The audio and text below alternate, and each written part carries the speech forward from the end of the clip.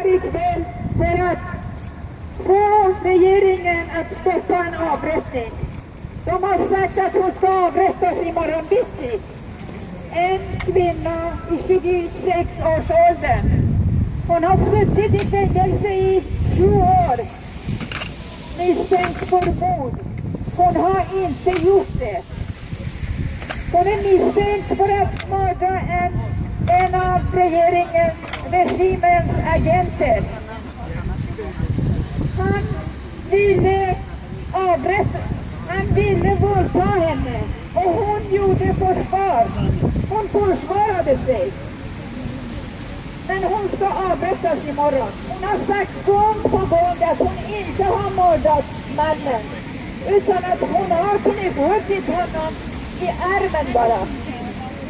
Men han är en agent från mördarregimen i Iran. Det är därför de ska avrätta henne. Hon är offer för maffiagrupper som sitter på makten i Iran. Avrättningen ska stoppas ikväll. Hon ska avrättas imorgon. Vi vill att Sveriges regering ska stoppa avrättningen.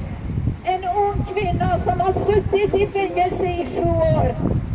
Utan rättegång och utan anledningar ska de avrätta henne. De har sagt att hon ska avrättas imorgon bitti. Vi vill stoppa hennes avrättning och vi vill att Sveriges regering ska reagera omedelbart.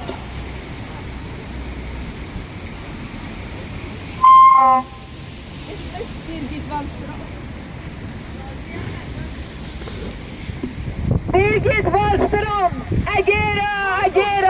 Margot Wallström. Margot Wallström, agera!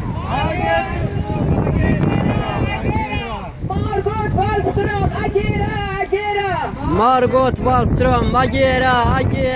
Regeringen, agera! Regeringen, agera! Margot